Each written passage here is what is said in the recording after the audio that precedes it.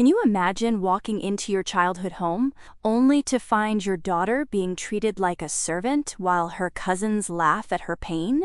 That's exactly what happened to me. I'm Jessica, and this isn't just about hurt feelings. It's about generations of favoritism and silent sacrifices no one ever saw until now. I was the daughter who paid the bills behind the scenes, who never asked for credit until the day my daughter's dignity was stomped on, and I realized silence was no longer kindness. This is the story of how I stopped covering for my family and started standing up for my child. Before we begin, drop a comment if you've ever felt like the forgotten child in your family. And if this hits close to home, don't forget to like and subscribe.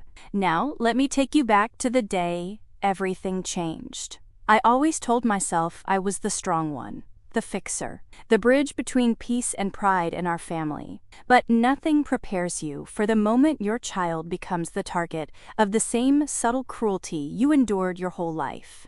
It started with a dish.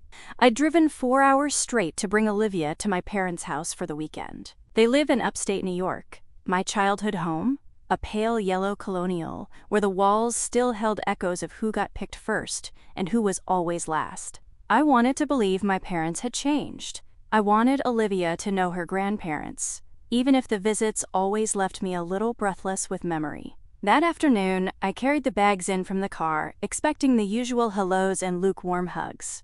Instead, I heard raised voices, not just raised, sharp. I followed the sound to the kitchen. My mother was standing over Olivia, a dish towel in one hand and a shattered plate in the sink. "This is what happens when you're careless," she snapped, her voice as sharp as the glass shards. "Maybe if you'd focus instead of daydreaming." And there was Olivia, my 12-year-old, standing still, eyes wide, cheeks flushed. And beside her, my nieces, Madison and Sophie, watching with smirks they didn't bother to hide.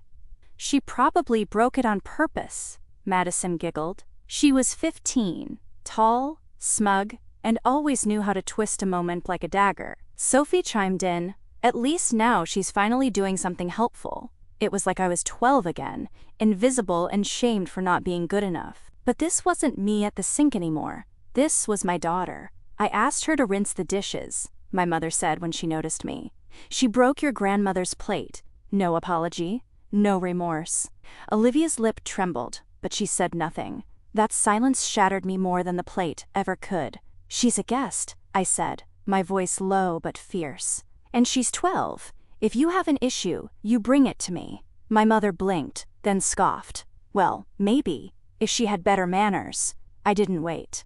I took Olivia by the hand, and we walked out of that kitchen, past my father, who barely looked up from his paper, past the family photos that still didn't include any of Olivia, up to the guest room, where I shut the door and pulled her into my arms. She cried into my shoulder. That night, after she'd fallen asleep, I sat on the edge of the twin bed, staring at the shadows on the wall. They think I'm still that quiet daughter who says thank you with her teeth clenched and pays their mortgage behind the scenes. But they just crossed a line, and I will not let my daughter feel invisible the way I did. This ends now. That night, while Olivia slept curled up against the faded teddy bear she always brought on overnight stays, I lay beside her with eyes wide open and a mind that wouldn't stop racing. I wasn't just angry. I was furious in a way I hadn't felt since I was 17, and heard my mother call my brother the future and me too emotional. All those years I'd told myself I'd broken the cycle. I'd married a good man, raised a kind, creative daughter, built a successful design business from scratch. I thought I'd shielded Olivia from that quiet rot of family favoritism, but it had seeped in through the cracks, through a trip I should never have allowed, through the same kitchen where I used to scrub plates for my brother's birthday parties, while no one remembered mine. I crept into the hallway and dialed my husband. Michael picked up on the second ring. "Hey, babe," he said, his voice still thick with sleep. "Everything okay?" "No," I whispered. "I just watched your daughter get humiliated by my mother while her cousins laughed at her." The silence on the other end wasn't confusion. It was fury held tight. Michael loved Olivia with a ferocity that reminded me of how love was supposed to feel. And though he rarely interfered with my family drama, this time I felt him lean in. "What happened?" I told him. "Everything." When I was done, I added, "I think it's time. I'm cutting off the mortgage payments." The words hung in the air. "You're sure?" he asked softly. "You've been covering it for years."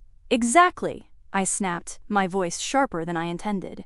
"They've retired early on my money, Michael. On our money. And they treat our daughter like she's garbage. Not another cent." There was a pause. Then, quietly, he said the words I needed most. "I'm behind you. Whatever you need to do." I pressed my forehead against the cool window glass, watching moonlight paint silver lines across the backyard. That yard used to feel like a prison. I hadn't noticed how much of me was still buried here, still trying to earn affection I'd never receive. But this wasn't about me anymore. This was about Olivia, and the lie I'd been feeding her, that these people loved her, that this place was safe. I returned to bed and pulled up the banking app on my phone. My parents' mortgage, yes, the one they could never afford, was tied to an account I quietly funded every month. I'd started paying it 6 years ago, after my father's supposed early retirement turned out to be a layoff he never recovered from. They never asked. I never made a big deal. I just did what I'd been trained to do, hold the family together from behind the curtain. But tonight, I scrolled to the scheduled payments and hit cancel. The screen flickered, the confirmation message popped up. "Your recurring payment has been stopped." Just like that. I set the phone down. My hands trembled, but my chest felt lighter. The next morning, I made polite excuses. Olivia had caught a cold. We packed early, and I didn't meet anyone's eye as I loaded the car. Not my mother, who barely looked up from folding towels. Not my nieces, who giggled in whispers. Not even my father, who sat silently in his recliner, reading the same article 3 times to avoid the tension in the room. On the drive home, Olivia was quiet, staring out the window with that faraway look that used to haunt me in the mirror when I was her age. I reached over and took her hand. "I saw what happened, sweetheart," I said. "And I'm so sorry. I should have protected you." Her lip quivered. She didn't speak. They were wrong. All of them. And we're not going back there anytime soon. She turned to me then, eyes shiny with unshed tears. "Did I do something bad, Mom?" My heart cracked right down the middle. "No, baby. You were perfect. You are perfect." She nodded slowly but didn't speak again for the rest of the drive. That evening, Michael made Olivia's favorite dinner, grilled cheese cut into stars and tomato soup with too many croutons. We watched her favorite movie, and, for a while, things felt normal. But later, after she went to bed, I opened my laptop and pulled up the full mortgage account. I didn't just cancel future payments, I closed the reserve account I'd created just for them, transferred every remaining cent into our daughter's college fund. And when the screen confirmed the transaction, I whispered aloud to no one. Let them feel what I've felt for years. Forgotten. The war had begun. I hadn't picked the first fight, but I would make sure it was the last one. It started as a voicemail. I was elbow deep in a client design review when my phone buzzed in my bag. I ignored it. But later, while microwaving leftovers in the quiet hum of the office kitchen, I checked my messages. "Hi, Jessica. This is Brenda from Valley First Mortgage. I'm calling on behalf of Charles and Diane Waverly. It appears we haven't received their monthly mortgage payment for the first time in over 6 years, and they're showing as past due. We'd like to speak with you about how you'd like to proceed." The plastic fork in my hand snapped in two. I stood there, breathing through the moment, as the microwave beeped behind me like an annoying conscience. My parents must have listed me as the primary contact. Of course they did. I was the safety net they never admitted they relied on. I didn't call back. I didn't need to. That night, after Olivia went to bed, my phone rang again. This time, it was my father. I stared at the name on the screen, Dad, home, for a full minute before answering. "Hello?" I said, keeping my tone neutral. "Jessica." His voice was tight, clipped. "I got a call from the bank today." I said nothing. They said the mortgage payment didn't come through, that something was changed on your end. "Is there an error?" "No," I replied, my voice steady. "There's no error." I stopped the payments.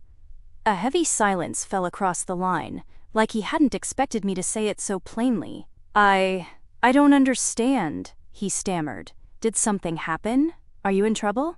"No, Dad. I just decided I'm done paying for people who can't be bothered to treat my daughter like a human being. He exhaled. Jessica, that's not fair. What's not fair, I cut in, is Olivia being mocked in your kitchen while you said nothing. What's not fair is my 12-year-old coming home and drawing pictures of herself without a face, because that's how invisible she feels. His silence this time wasn't confusion. It was guilt. I wasn't done. I paid your mortgage for 6 years. Quietly, without ever asking for anything in return. I helped you retire. I made sure you kept your house while you looked the other way whenever my daughter was mistreated by your favorites. Favorites? What are you even? Don't, I snapped. Don't pretend you don't know what I'm talking about. I was the quiet one, the helper. Thomas got praise, Linda got indulgence, and I got responsibility. That's all I ever got. And I kept giving even when I knew it was wrong. But it ends now. I waited. Let the words settle. He sighed heavily. Your mother doesn't know yet. She'll be devastated. She'll be inconvenienced. I corrected. There's a difference. I don't know what we'll do, he said, quieter now. We counted on that help. I closed my eyes, swallowing back a familiar ache. I know. That's the problem. He didn't respond. Eventually, I heard him mumble something about calling the bank and hung up. I sat there in my kitchen, staring at the empty teacup in my hands, heart pounding like I'd just jumped off a cliff. It should have felt like revenge. It didn't. It felt like mourning. The next day, Olivia came home from school, quieter than usual. She dropped her backpack by the door and wandered to the couch, curling up without saying a word. I sat beside her. You okay, baby? She nodded, but didn't look at me. They don't really like me, do they? The question hit me like a punch. Who? I asked, already knowing. Grandma, Madison, everyone. I pulled her into my arms. I don't care what they think. I care what you feel. And I promise you this. No one ever gets to make you feel small again. Not while I'm breathing. She nestled closer. I just wanted them to like me. I brushed her hair back. Me too, sweetheart. But sometimes, people only like the version of us that stays quiet.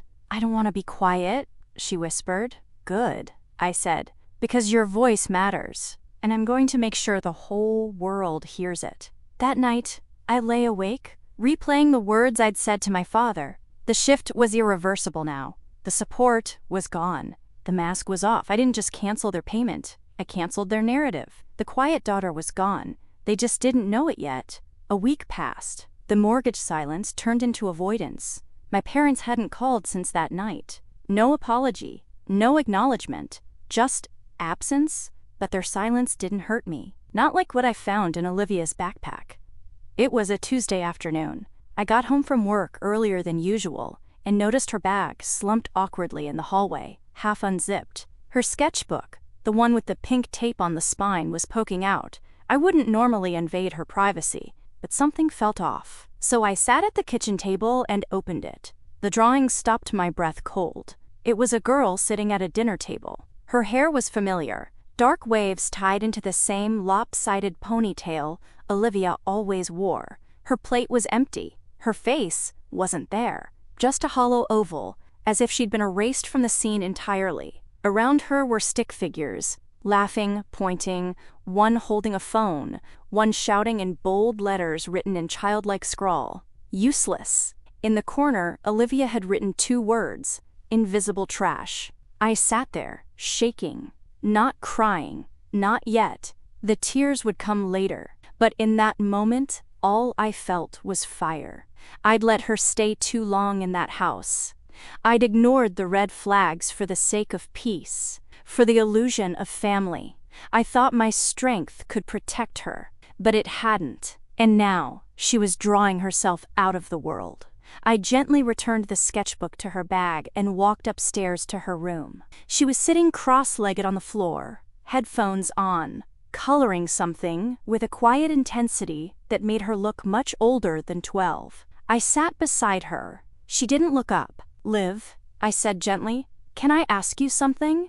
She nodded, still coloring. Do you feel invisible sometimes? She paused, her pencil hovering mid-shade. Slowly, she nodded again. I didn't press. Instead, I told her about when I was her age. about being asked to do the dishes while her uncle got ice cream, about how Grandma once told me I had a helper's heart, which I now realized was just a prettier way of saying, "You'll always be the one who gives more than she gets."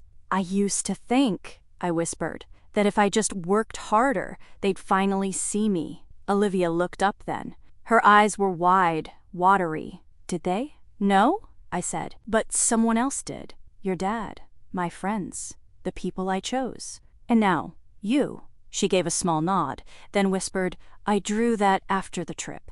"I know." She laid her head on my shoulder. "I didn't want you to see it. I'm glad I did." That night, I sat in my office long after Michael went to bed. I was researching child therapists, school counselors, even art therapy programs. I didn't want to wait for Olivia to grow out of it. I wanted her to grow through it, with tools I never had. The next day, I called the school. Mrs. Leary, the guidance counselor, picked up after the second ring. "I'm so sorry to call without an appointment," I said. "I'm Olivia Waverly's mom. I found something in her sketchbook." Her tone immediately softened. "I'm so glad you reached out. I've been wanting to talk to you." We scheduled a meeting for the next morning, and when I arrived, sitting across from a warm-eyed woman in a cluttered office that smelled faintly of lavender and coffee, I felt something I hadn't in weeks: hope. Mrs. Leary handed me a folder. I had Olivia draw how she sees herself. I didn't prompt her much. I opened it. It was another faceless girl, but this time she was standing at the edge of a crowd, her hands raised, as if she were trying to speak, but no one was listening. Her body was faint, almost translucent. "She said this is how she feels at home," Mrs. Leary said gently. I swallowed hard. "She's incredibly artistic and deeply sensitive," she continued. "She also mentioned feeling like she doesn't belong when she visits her extended family." I nodded, barely managing to whisper, "That's accurate. We can work through this," she said. "But it starts with her feeling seen, truly seen." I left the school with a list of resources and a fire in my chest.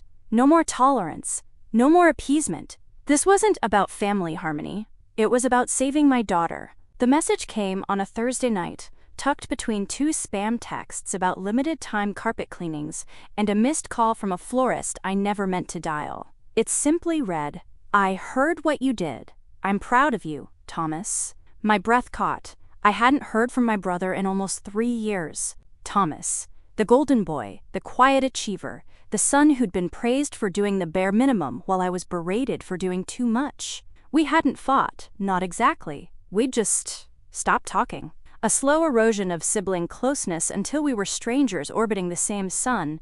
I stared at the text for a long time. My first instinct was to delete it. I didn't need his approval, especially not now, but my hand hovered, uncertain. Proud of me? For stopping the payments? For standing up to the empire our parents built on passive favoritism and emotional debt? I texted back, "What exactly did you hear?" His response came quickly. "Mom's been telling everyone you've gone crazy. Cut them off. Destroying the family, blah blah."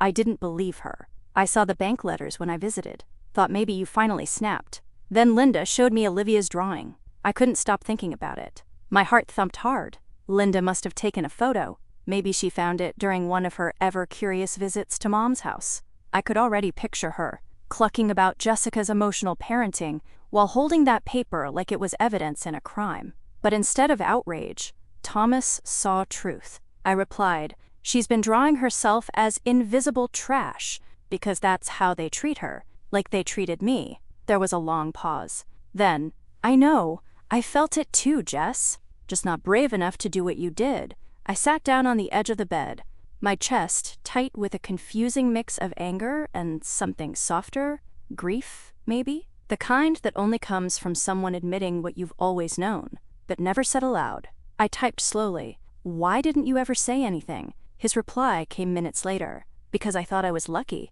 I wasn't the target. I stayed out of the way, got my praise, kept my head down." But watching Olivia go through it, it felt like watching it happen to us all over again. Only this time, I couldn't pretend not to see it. Tears welled up before I could stop them. I didn't cry when I canceled the mortgage. I didn't cry when my father sounded more inconvenienced than ashamed. I didn't even cry when Olivia asked me if she'd done something wrong. But this cracked something open. I typed, "It would have meant a lot to hear this sooner." His response, I know, I'm sorry. If there's anything I can do now, I'm here. I hesitated, then wrote, there is something. Be the uncle she deserves. Show her that not everyone in our family turns a blind eye. Done, he replied. When can I see her? We arranged a lunch for Saturday. I didn't tell Olivia at first. I wanted to see if he'd show up. When Saturday came, we sat at the booth in a quiet cafe downtown. Michael to my left, Olivia coloring on the kids' menu. I tried to manage my expectations. Part of me expected him to bail, to backpedal, to do what Thomas always did, disappear. But he didn't. He walked in looking nervous and older than I remembered, lines creased deeper around his eyes, his hair thinner at the crown. But there was something new in his expression too. Humility, or maybe just reckoning. He knelt beside Olivia's chair, not like an apology, but like someone trying to meet her eye without towering over her. Hey, Olivia, he said gently, I'm your Uncle Thomas. I've been meaning to come see you. She looked up warily. Her guard was still up. Rightfully so. Your mom tells me you're an amazing artist, he continued. Think you could show me some of your drawings sometime? She blinked at him, then gave the smallest nod. I watched it happen, a seed being planted. Not trust, not yet, but maybe the possibility of it. Later, as we paid the bill, Thomas pulled me aside. I meant it, he said. If there's ever anything I can do to help, talk to Mom, Dad, even Linda. I stopped him with a raised hand. I don't need you to fight my battles. He nodded slowly. But Olivia? I added. She needs to know not everyone let it happen. Thomas's jaw clenched. She'll know. I'll make sure of it. We stepped out into the sunlight, the air crisp and bright with spring promise. As I watched Olivia slip her small hand into Michael's, I felt it. Something I hadn't in months. Momentum. Not just to fight for my daughter, but to rewrite what this family stood for. The invitation came in the form of a group text. From my mother. Family meeting. This Sunday. After service. Church hall. Important we're all there. No explanation. No context. Just that smug, performative tone she always used when she thought she'd caught the moral high ground. Michael read the text over my shoulder. She's staging a scene, he muttered. I knew it too. My mother didn't believe in apologies, only optics. She didn't correct behavior, she corrected narratives. And if the story didn't serve her image, she rewrote it with crocodile tears and a trembling voice that only cracked when she needed the room to lean in. I should have ignored it. But Olivia was watching, listening, and I couldn't afford to flinch now, so we went. The church was one of those picture-perfect buildings nestled between the park and the public library. Brick facade, white steeple, windows that filtered sunlight into soft forgiveness. I hadn't been inside in years, not since Olivia's christening. The moment I walked into the fellowship hall, I felt it. The ambush. My mother stood near the podium, tissues in hand. My father hovered behind her like a ghost. My sister Linda sat with her arms crossed, and her daughters flanking her like backup dancers, trained in synchronized side-eye. And the rest of the pew-warmed audience? Cousins, aunts, even the pastor's wife, all invited under the guise of family reconciliation. My jaw clenched. She was about to make a show, and I was the unwilling co-star. When Olivia clung to my side, I whispered, You just stay next to me, okay? She nodded, wide-eyed. My mother cleared her throat and dabbed at tears that hadn't yet fallen. Thank you all for coming, she began, voice trembling. This has been a hard few weeks for our family. There's been tension, misunderstandings. But we are a family, and we mustn't let pride tear us apart, Linda huffed. My father stared at the floor, and my mother glanced at me, waiting for the cue that I'd swoop in and save her from the discomfort of her own consequences. I didn't move, she continued.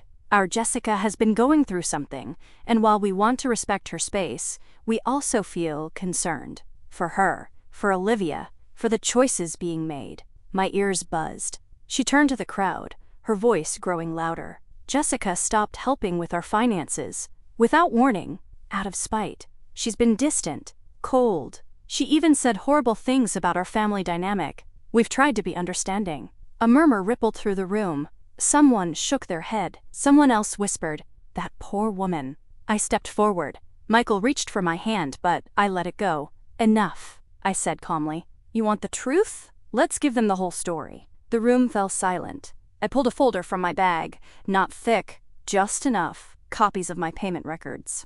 Emails I'd sent my parents over the years. Reminders of support, pleas for respect, boundaries set and bulldozed. I held it up.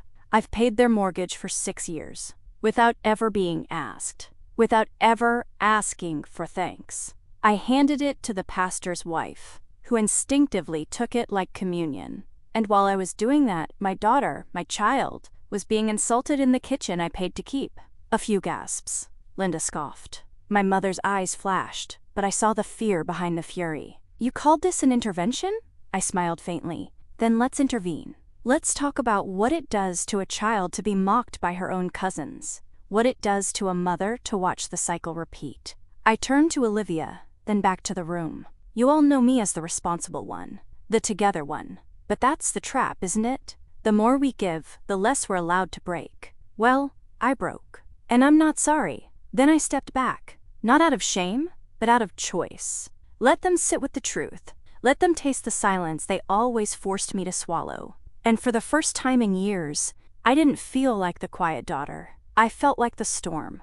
I didn't expect it to spread. The church hall confrontation, I mean. I thought it would ripple quietly through the family, twisted into versions more palatable to those who'd always chosen comfort over truth. But 3 days later, something happened that none of us could have predicted. It started with a school email. Congratulations! Olivia has been selected as a winner in the Tri-County Youth Art Showcase. I reread it 3 times before it sank in. Her entry, which I vaguely remembered her submitting weeks ago at the urging of her art teacher, had taken first prize in the visual identity category. When I told her, she blinked like she didn't believe me. I won? You did, I said, my voice catching. What drawing was it? Her teacher had submitted one of her more recent pieces, one I hadn't seen. The school asked if we could attend the gallery exhibit that weekend, where Olivia would be recognized, along with the other winners. She said nothing for a while. Then, do I have to say anything?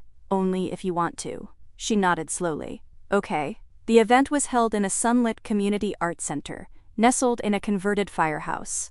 Dozens of parents milled around, sipping cider from paper cups and murmuring appreciatively over finger-painted dreams and pastel animals. I held Olivia's hand tightly as we followed the arrows to the youth gallery. Her piece was displayed in the center of the far wall, matte black frame, soft spotlight overhead. It took my breath. It was a portrait, not of herself, but of me, not literal, symbolic. A woman with tired eyes, standing at the edge of a cliff, holding a lantern that burned so bright it lit the faces of shadowy figures behind her. At the bottom, Olivia had written, "For my mom who sees me." I didn't cry, not yet, but I think I forgot how to breathe. People wandered by, reading the caption, nodding. One woman whispered, "That's the girl from the Waverly family, right? The one who spoke at church." Someone else said, "I heard she covered their mortgage for years. That kid must have felt invisible." The whispers floated around us like pollen, but Olivia didn't shrink. She stood there, chin lifted, eyes fixed on her art like it finally made sense why it mattered. Then the local paper's education columnist approached us. A woman in her 40s with warm eyes and a camera slung around her neck. "Olivia, I'm writing a piece on the youth winners," she said gently. "Would you mind if I included a picture of you and your work?" Olivia hesitated, looking to me. I knelt beside her. "Your choice, sweetheart. You don't have to, but I think your voice deserves to be seen too." She nodded. The flash clicked. The columnist thanked her, then turned to me. "That dedication, it's going to resonate." I gave a tight smile. "I hope it does." The article went live the next day. It was simple, respectful, celebratory. But it included Olivia's full dedication and a short quote from her. "Sometimes you feel like nobody sees you, but my mom always did. Even when I couldn't see myself." Within hours, my inbox flooded. Emails from local moms, from teachers, from women I hadn't spoken to in years. One read, "I cried reading Olivia's quote. My own daughter has been struggling with bullying. Please tell her she's given someone hope." Another said, "Thank you for speaking up.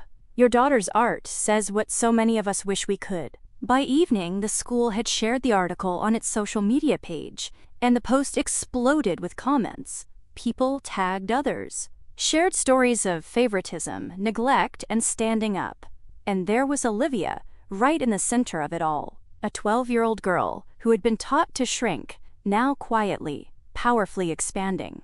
At bedtime that night, she clutched my arm. Was it okay that I let them take my picture? I smiled. It was more than okay. I'm still scared.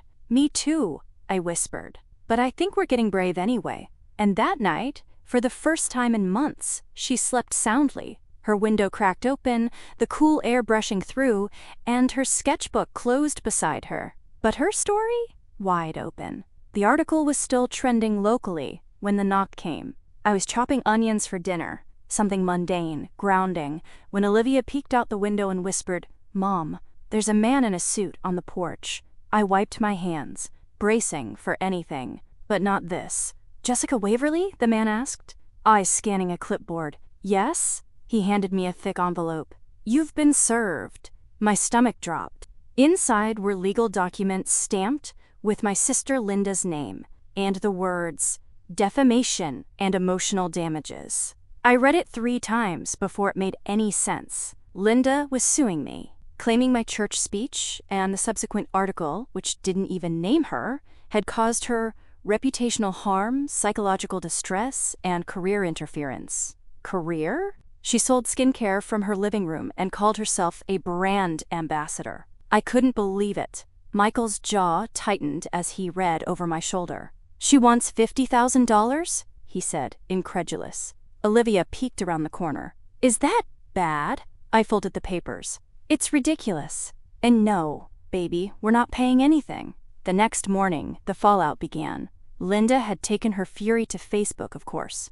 Her post had already been shared 100 times by the time someone screenshotted it and texted it to me. It's one thing to set boundaries. It's another to publicly destroy your family for attention. My daughters have seen the cruel lies being spread and are in therapy because of it. This is not, quote, healing. This is narcissism, masked as empowerment. Attached were carefully selected photos, smiling family holidays, me holding her oldest as a baby, birthday parties I paid for but never received thanks for. All part of her campaign to make me look like the unstable sister who lashed out without reason. And the comments, "Oh no, Linda, I'm so sorry." Family is everything. You're so brave to speak out, praying for peace. This cancel culture is out of control. I should have felt rage. I should have fired back. But all I felt was sad, not for myself. For Olivia, for anyone who believed these theatrics. For the cycle that kept spinning because some people refused to look inward. My attorney, thank God we had one through Michael's firm, reviewed the documents and shook his head. There's no case here. Public speech at a family gathering, truth-based, no false statements of fact. You're fine. But she's trying to scare you into silence. Should I issue a statement? I asked. No, he said. You've already spoken the truth. Let her flail. But she wasn't flailing alone. Within days, half the extended family had picked sides. My uncle forwarded me a voice memo from our cousin Amanda. "Jessica thinks she's better than us just because she pays for things. She always had that attitude. That's why nobody's surprised." That one hit harder than I wanted to admit. Not because it was true, but because it echoed every doubt I'd carried in silence. Michael found me that night sitting on the porch, arms wrapped around my knees, watching the sky flicker with the kind of storm that never quite arrives. "You okay?" he asked. "I thought once I spoke up, it would feel better," I whispered, "but now I'm the villain in someone else's story." He sat beside me. "You were always the villain in their story, Jess, because you were the one who made them look in the mirror. This just made it public." I rested my head on his shoulder. Inside, Olivia was sketching again. I could see her through the window, hunched over her desk with a quiet determination that hadn't been there weeks ago. "They're trying to erase us," I murmured. He wrapped his arm around me. "Then we just have to make sure our story's louder." And I realized they could try to smear me. They could try to sue me. But they couldn't touch what mattered most. They couldn't touch her. The letter arrived in a plain envelope, no return address. I almost tossed it, thinking it was another veiled threat or a sympathy card from someone who hadn't actually called. But the handwriting caught my eye, old-fashioned, familiar in a way that made my stomach flutter. Inside was a crisp white sheet, typed, signed in blue ink. Jessica, I recently heard about the situation with your family, and I'm writing to offer something that may come as a surprise. The house on Hawthorne Street is being auctioned. Yours, technically, now repossessed. I've followed its listing since it hit pre-foreclosure. I placed a bid. Won. But I don't intend to keep it. You were my sharpest student, and I remember our talks about breaking cycles and telling stories no one else wanted to write. I see now you've lived one. I'd like to sell the house back to you for $1, but under one condition, that you never live in it again. Use it, sell it, donate it, burn it to the ground for all I care, but don't give it another minute of your peace. Think of this as reclaiming the last word. Dr. Elaine Miles, my old professor. Elaine had taught my senior seminar in narrative theory. She was fierce, brilliant, and never let anyone write a passive character without asking, but when does she fight back? I stared at the letter, stunned. That house, my parents' house, was no longer theirs. No longer mine either, really. But the symbolic weight of owning it, and then choosing what to do with it, it was tempting, empowering, and strangely bittersweet. When I showed the letter to Michael, he exhaled deeply. She's offering you the last scene, Jess. But what would I even do with it? He shrugged. Whatever you want. That's the point. I spent the next day walking through our neighborhood, watching Olivia ride her bike down the cul-de-sac, her hair flying behind her like streamers. She waved, carefree, unaware that something monumental had just been placed in my hands. That night, I wrote Elaine back. Thank you. I accept. But I won't keep the house. I'm donating the proceeds to a nonprofit for bullied children, kids who were taught to shrink, kids who need to be seen, because that's the story I want to write next. It was Christmas morning. Our house smelled of cinnamon and cocoa. Olivia had just opened the last of her gifts, a beginner's tablet for digital art, and was already sketching furiously in the corner, tongue pressed between her teeth in concentration. Michael leaned against the kitchen counter, sipping coffee and grinning like he always did, when the world slowed just enough to breathe. Then the doorbell rang. I froze. No one was supposed to visit today. Maya and her kids weren't coming until tomorrow. My phone hadn't buzzed with any deliveries. Michael raised an eyebrow. Expecting someone? I shook my head and walked to the door. When I opened it, I didn't breathe for a moment. My father stood there, alone. No coat, just his brown cardigan, and a wool scarf that looked like it hadn't been washed since Thanksgiving. His hands were shaking, eyes bloodshot, not from drink, but from something softer, real. Jessica, he said. His voice cracked. I don't want to fight. I opened the screen door slowly. Then why are you here? He held out a small, misshapen package. For Olivia, it's just a sketchbook and some charcoal pencils. I didn't know what else to bring. I took it. She's inside, I said, hesitating. She doesn't know you're here. I didn't come to guilt you, he said quickly. Your mother doesn't even know I left. I needed to see her. The silence between us was thick, with everything he hadn't said all year, and maybe in the years before that. Why now? I asked quietly. He looked down. Because when I read her quote in that article, I realized I never saw you either. My throat tightened. You let her be hurt, I whispered. You let me be hurt. I know, he said. His voice was so hoarse I could barely hear it, and if there's a way to fix even a piece of that, I'd like to try. I stared at him for a long time, then stepped aside. Come in. He took one careful step over the threshold, as if the act alone might break him. When Olivia saw him, she didn't run, didn't cry. She looked at me first. I gave her the faintest nod. Then she stood, clutching her new tablet to her chest, and walked slowly to him. He knelt awkwardly, holding out the gift. I'm sorry, he said, voice shaking, for everything. She stared at the package, then, without a word, took it gently from his hand. And that, somehow, was enough. Not forgiveness. Not yet. But maybe the start of something better. New Year's came and went with no dramatic fireworks, No tearful resolutions, just warm blankets, peppermint tea, and Olivia curled next to me on the couch as snow whispered against the windows. The house was peaceful. Ours again. In the weeks that followed, my father kept his promise. He didn't push, he didn't perform, he just showed up, quietly, consistently. He'd meet us at the library on Saturdays, help Olivia carry her sketchbooks, watch her draw like he was catching sunlight in a bottle. He started asking questions about her interests, then about mine. We didn't talk about the house, or the lawsuit, or Linda, who had gone oddly silent since my attorney filed a counterclaim for harassment. Eventually, the suit was dropped. No apology, no admission, just a vanishing act. Typical. But I didn't care anymore. The power she once held over me had dissolved the moment I stopped needing her approval. One morning, while Olivia was at school, I sat down with a new journal. Not for sketches, not for rants. This one was for boundaries. Dr. Hamilton, my therapist, called it a relationship blueprint, a living document of what I would and would not accept going forward. It began with this sentence: I will no longer contort myself for people who only love me when I'm silent. I wrote out what respect looked like, what safety meant to me, what I wanted to model for Olivia about family, about love, about being heard. Not all wounds leave scars you can see, but the ones that do, you can trace them like a map and still decide where to go next. A few weeks later, we donated the proceeds from the Hawthorne House sale to a nonprofit that ran school art programs for kids from unstable homes.